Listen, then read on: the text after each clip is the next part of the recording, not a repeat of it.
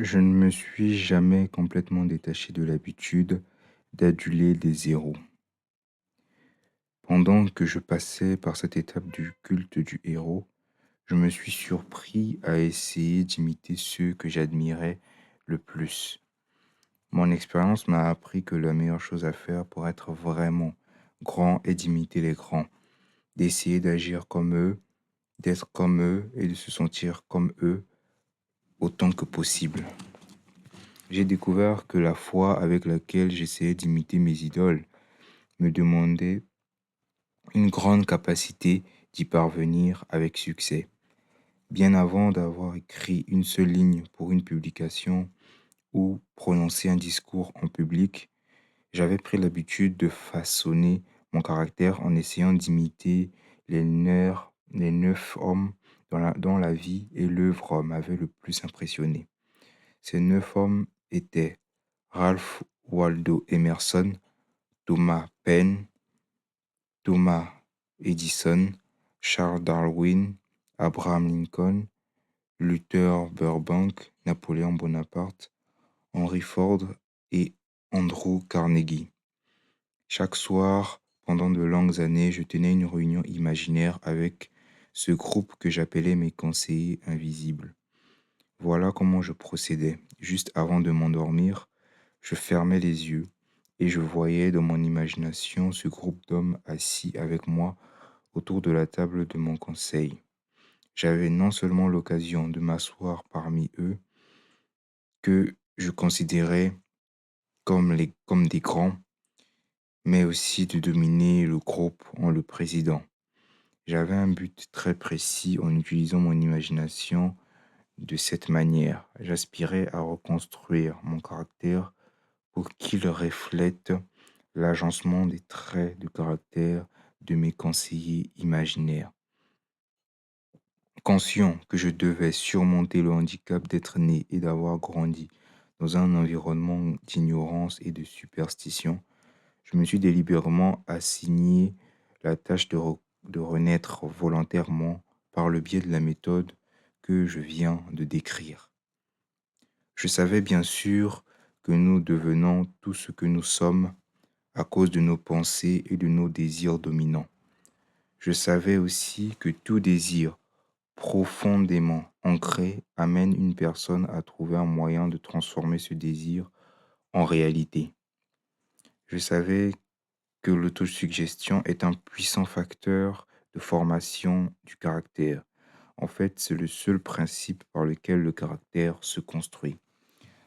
Avec cette connaissance du fonctionnement de l'esprit, j'étais assez bien armé du matériel nécessaire pour remodeler mon caractère. Lors de ces réunions imaginaires du conseil, j'ai demandé aux membres de mon cabinet de me faire part des connaissances que je souhaitais qu'ils apportent. Je parlais même à voix haute à chacun d'entre eux comme suite. Monsieur Emerson, je désire acquérir auprès de vous la merveilleuse compréhension de la nature qui a caractérisé votre vie.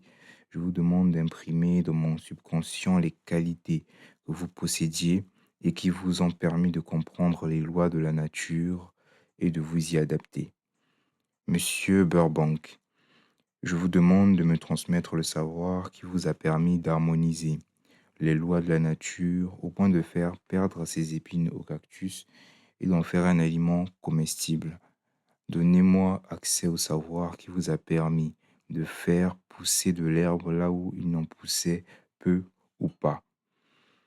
Napoléon, j'espère acquérir votre merveilleuse capacité d'inspirer les hommes et de susciter un esprit d'action supérieur et plus déterminé. Je désire également obtenir la foi inébranlable qui vous a permis de transformer la défaite en victoire et de surmonter des obstacles extraordinaires.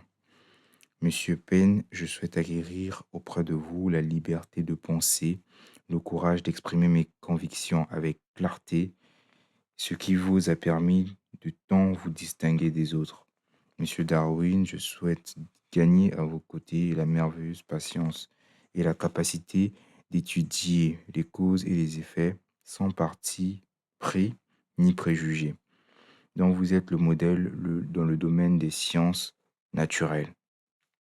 Monsieur Lincoln, je désire intégrer à mon caractère le sens aigu de justice, l'infatigable esprit de patience, le sens de l'humour, la compréhension humaine et la tolérance qui vous caractérisez.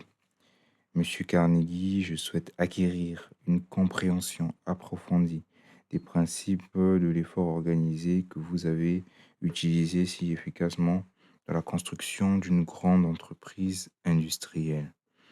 Monsieur Ford, je souhaite me munir de votre esprit de persévérance, de la détermination, l'assurance et la confiance en soi qui vous ont permis de maîtriser la pauvreté et d'organiser, d'unifier et de simplifier l'effort humain, afin de pouvoir aider d'autres personnes à suivre vos traces.